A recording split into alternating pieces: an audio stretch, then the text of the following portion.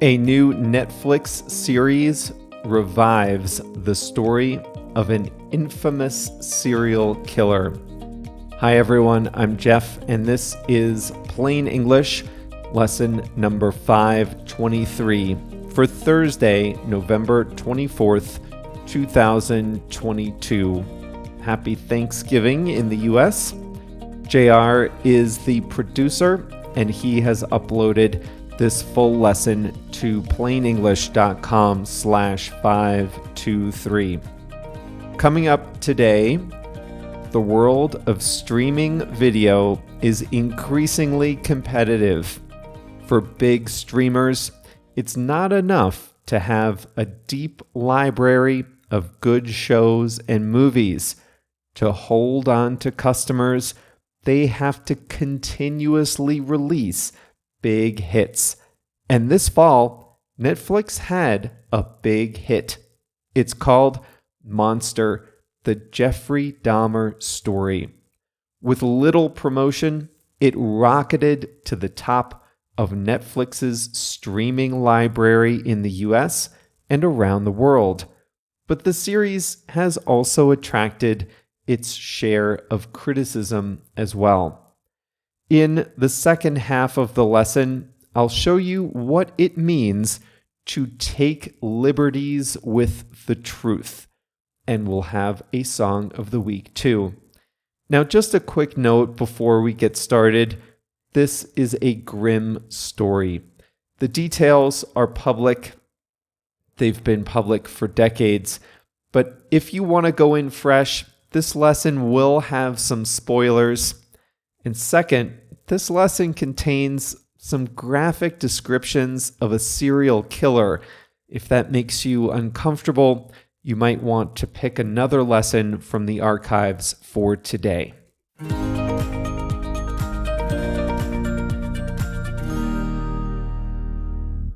Before this fall, if you said the name Jeffrey Dahmer, to most Americans, they would know a few things. Serial killer, they would know that. Cannibal, they would know that. Possibly they would know he was murdered in jail.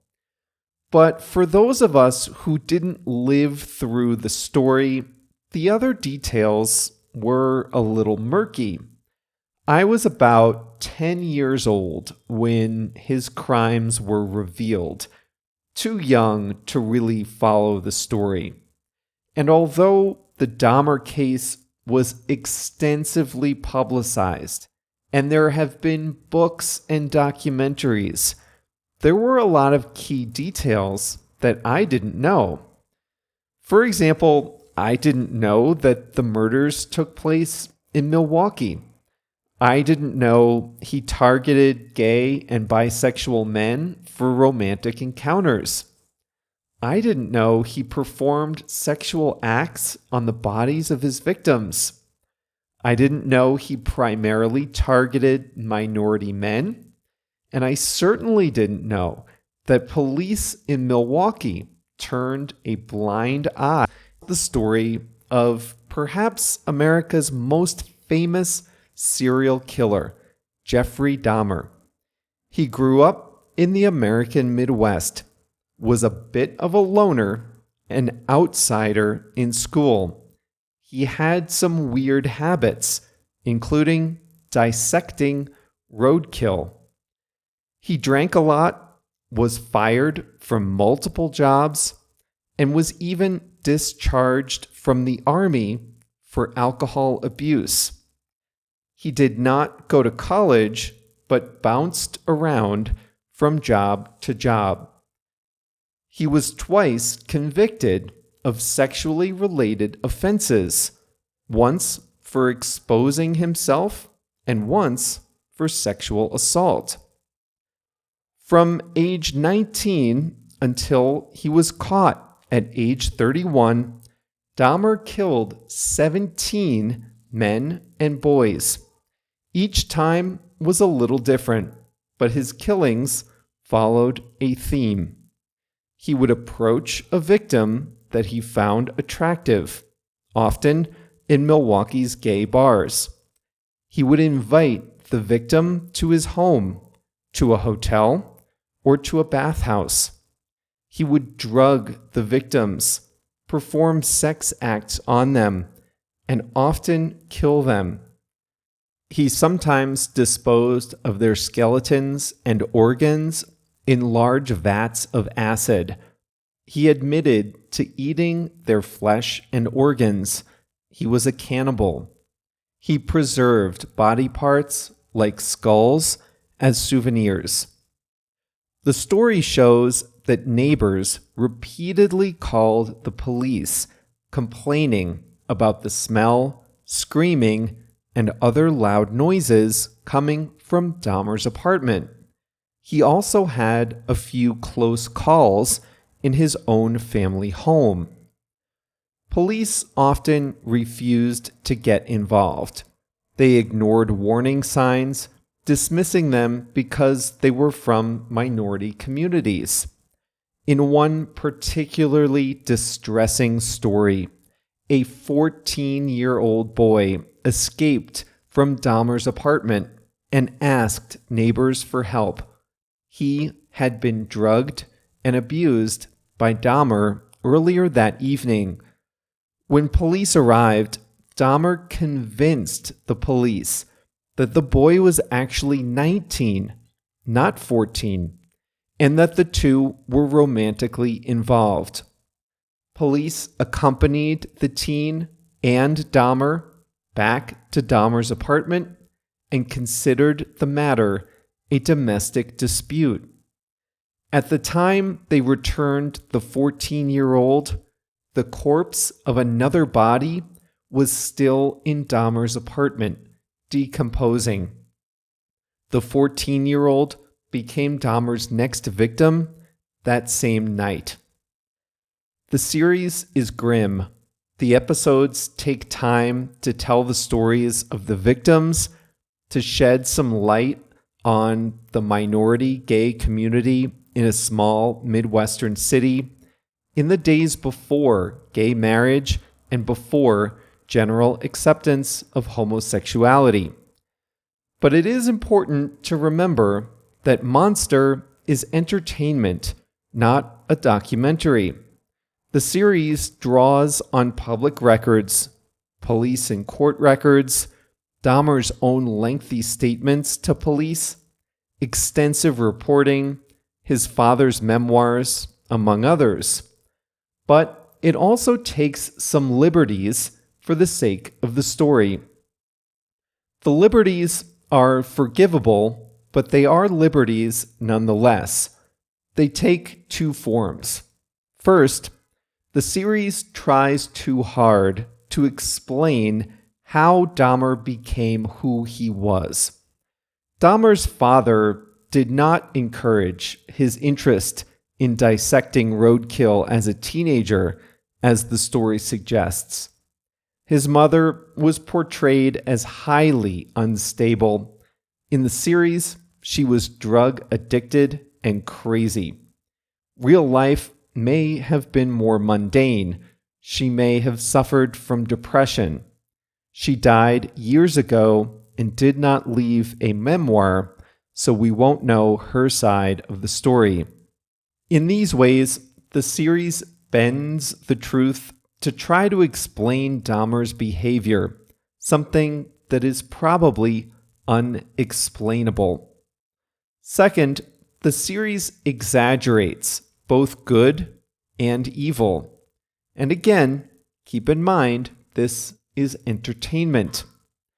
The police officers who ignored the 14-year-old did not receive a union award for Officers of the Year, as the series portrays. Dahmer's neighbor, Glenda Cleveland, did not live next door to Dahmer. Her character in the series is a composite of several characters. She did act courageously, but many other neighbors and relatives also helped. Their names were not in the series. Still, the series is remarkably true to the truth, in part because there was so much information to draw on. Evan Peters plays an uncanny Jeffrey Dahmer.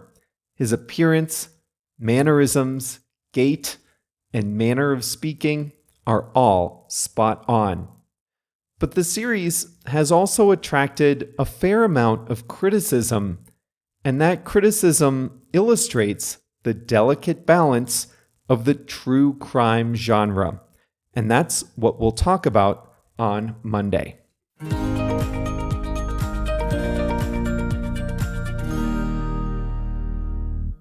As I was writing this lesson, Netflix announced that it had signed up the producers of this series to create 2 more. Not 2 more seasons about Jeffrey Dahmer, but about other serial killers who have had an impact on society. The producer is Ryan Murphy. He's behind the popular series American Horror Story. He also produced the Netflix series The Watchers, also based on a true story. Netflix signed him up for another season of that one, too.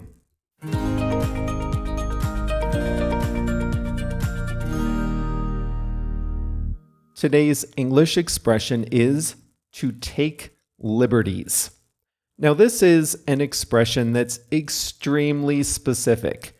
You'll rarely use it, but it's a good one to know. The expression is to take liberties with the truth. And what it means is this: you change the truth a little so that you can tell a good story. You change the truth. You make small adjustments so that your story is a little better. When a storyteller takes liberties with the truth, the storyteller is generally faithful to the essence of the story, but changes some details to make the story better. Here's a great example. Barack Obama's step-grandfather died while hanging drapes, according to his biographer and Washington Post reporter David Moranis. But this might come as a surprise to you if you've read Barack Obama's own memoir, Dreams from My Father. In that book, the former president says that this same step-grandfather died fighting Dutch troops in Indonesia. He did fight Dutch troops in Indonesia, but he died hanging drapes. Obama took liberties with his true family history to make the story better. If you ever have to give a speech at a wedding, you have my permission to take some liberties with the truth. This is a time to say only good things about the couple getting married. Maybe you know about that time they had a trial separation, or the huge fight about the ex-boyfriend, or when one of them was caught. It doesn't matter. Leave that out of your speech at their wedding. You have my permission to take some liberties with the truth. This is a time to tell a good story. You can change the details or selectively leave some details out to make the story better. And so it is with movies that are based on a true story. Now, from what I've read, the new Netflix series about Jeffrey Dahmer stays faithful to the truth. The producers had access to a lot of real film, a lot of evidence, books, police reports, victim statements, and more. But even so, they took some liberties to make the story better. I told you about a few of them earlier, but here's one example. Glenda Cleveland was a neighbor who alerted police and tried to call attention to Dahmer's misbehavior. In the series, she lives next door and smells bodies decomposing, and she hears screaming from the apartment. The real-life Glenda Cleveland did try courageously to stop Jeffrey Dahmer, but she lived in a different building. The producers of Monster made Glenda Cleveland a more interesting character by taking some liberties with the truth here. They could have stayed a little closer to the truth by introducing other characters who lived on the same floor and reducing the role of Glenda Cleveland's character. But that might have confused viewers, and it wouldn't have been as good a story. So the producers took some liberties with the truth. They changed the truth to make the story better, but they were still faithful to the essence of the story.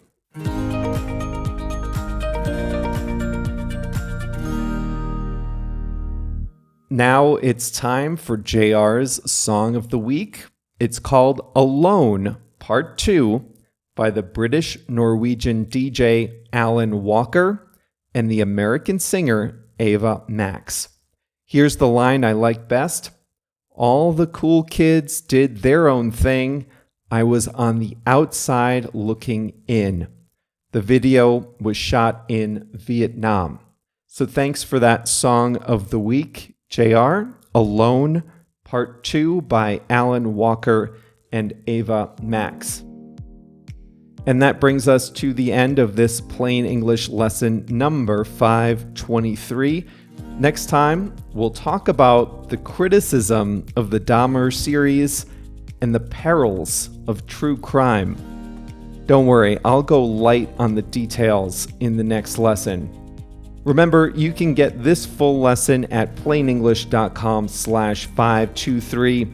That includes our full exercises page with fill-in-the-blank exercises, a voice recorder to help you with your pronunciation, a lesson quiz, and more. plainenglish.com/523. And if you're a Plain English Plus member, you get access to those special lesson exercises. Well, that's all for today. See you on Monday.